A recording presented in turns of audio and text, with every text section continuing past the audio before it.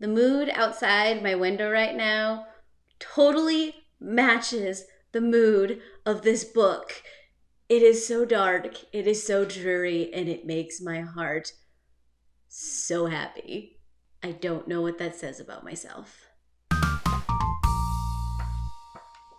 Hi guys, it's April, and I have a review for you. I think it's officially my first Brandon Sanderson review. I have always had Brandon Sanderson in my wrap-ups. I have always done reading vlogs of Brandon Sanderson, but this is going to be my first official just review video. Because normally Brandon Sanderson is a little too meaty for me to do a review. I feel like there's too much there and I'm too much of a fangirl to give it a honest, not biased review. And I still kind of feel that way, but I want to talk to you about Dark One because I have all kinds of thoughts and feels. I didn't think it needed a reading vlog because it's a comic and it's not that long. Didn't think the reading vlog would be that exciting. So this is what you got. That is the most long-winded explanation ever. And of course, I will do this review the same way I do all of my other reviews. I will have the non-spoiler section up front, followed by the spoiled filled section afterwards, where I feel like I'm going to go a little bit crazy with things because Dark One, Brandon Sanderson. Let's begin. So this is the start of Brandon Sanderson's new comic story. This is book 1 of Dark One.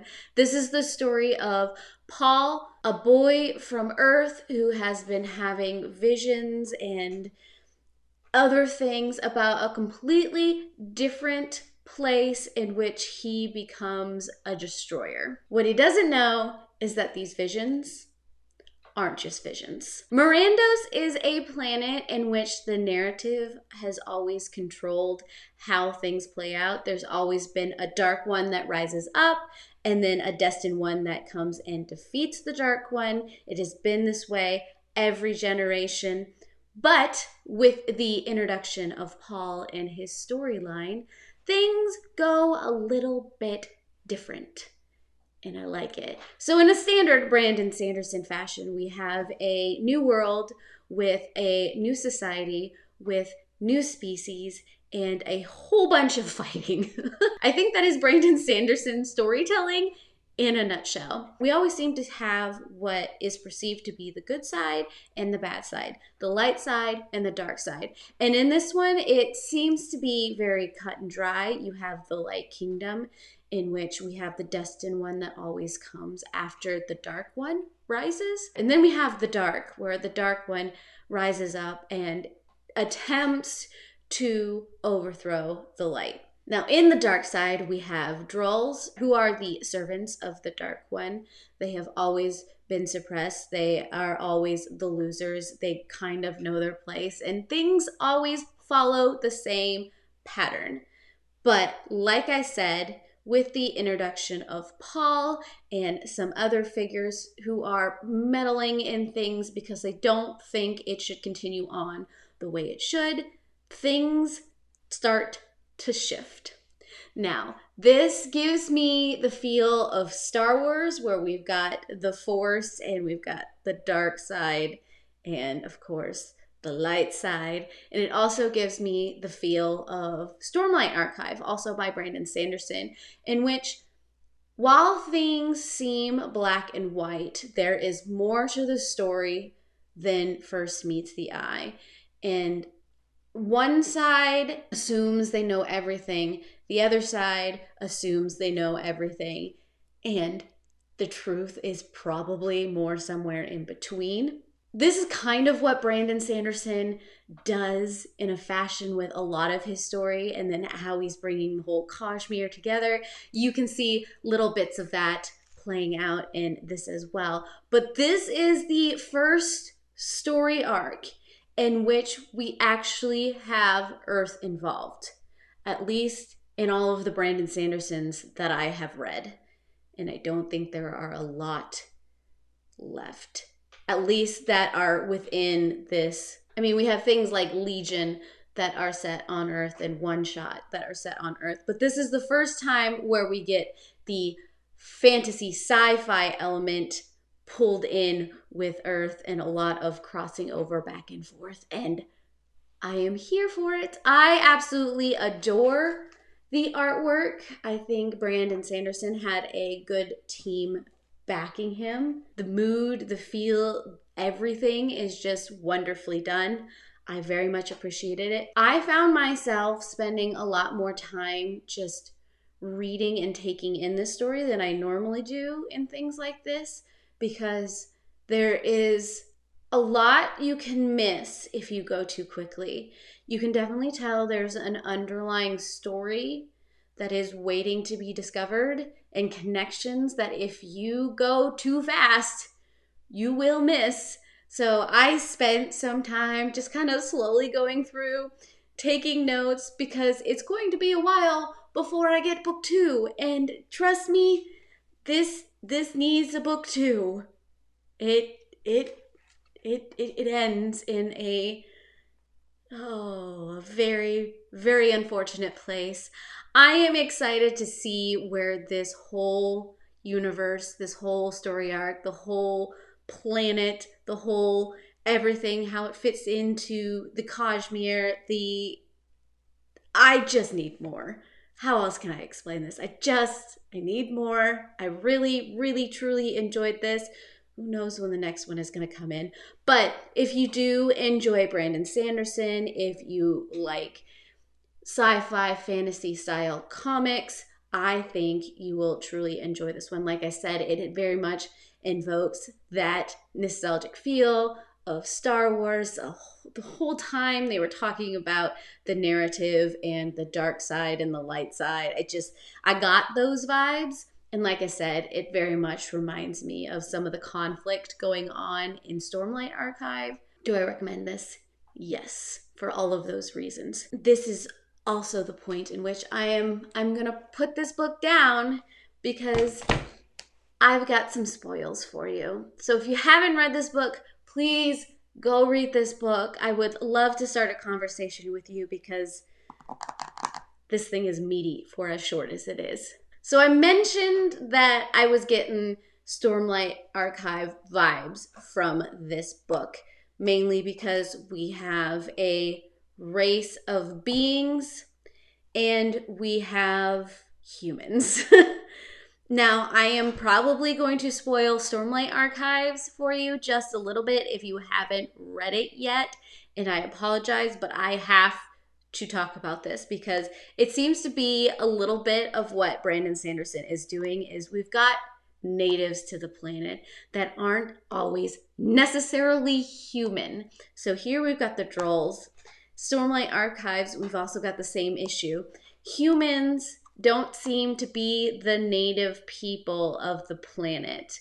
The Destined One and the Dark One always seem to come from Earth, which tends to imply at some point all of the humans of the Light Kingdom probably came from Earth to begin with. At some point they found their way to Mirandos and they kind of took over and they created this narrative that their light would always defeat the Drolls' dark. Very, very familiar. And I wouldn't be surprised if we do see some of the others show up that seem to have a stake in what happens in planets that seem to be kind of under their control.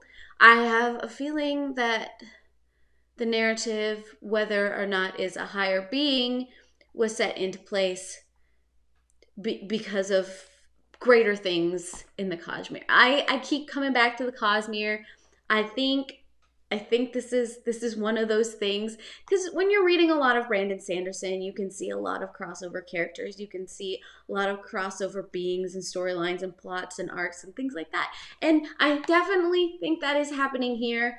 I feel like there is a lot going on with this narrative, and the fact that Paul managed to finally, for the first time, get a victory for the dark, mainly because the light wanted to change the narrative and make it so that no one from Earth had to start tampering in with the narrative ever again, which is, I think, hilarious if you really think about it. If humans weren't the original people of this planet, which I don't think they are. So there's a lot of potential of where Sanderson can go with this storyline, especially now that Paul has been ripped back to Earth, and there's this whole like murder trial thing that has been going on that I didn't even touch in my review because I didn't want to spoil that part.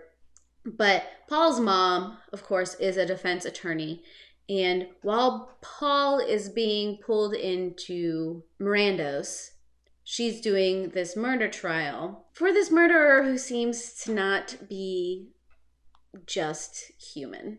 And of course, he's not. And at the end, everybody switches places. So now Mom is not on Earth and Paul is on Earth. And everyone thinks Paul is the guy who was standing trial just because of the way some of the magic system works. And the fact that we have Paul's sister who has basically been haunting him nearly his whole life, whether or not he actually remembers it. There's this thing with people from Mirandos when they are on Earth. While they are on Earth and while they are in your eyesight and while they are interacting in part of your life, you can remember them. It's fine. They are part of your narrative. See what I did there? But as soon as they have passed away, as soon as they are gone, as soon as they're not a constant element in your life, you forget.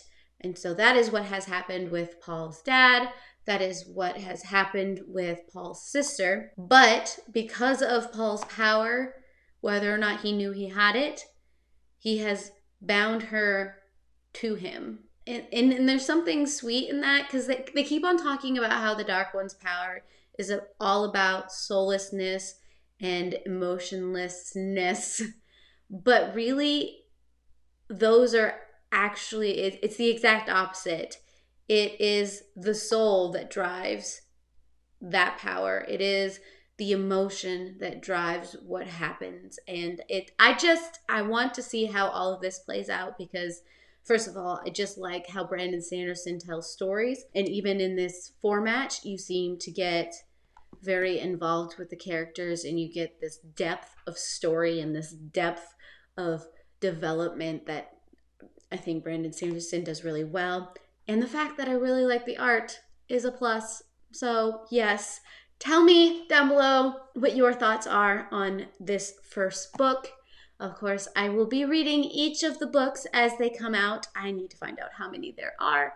But I am super excited about this new storyline. And of course, if you want to see more videos like this, subscribe, hit that bell, get all of those notifications, and I heart your beautiful faces. Bye.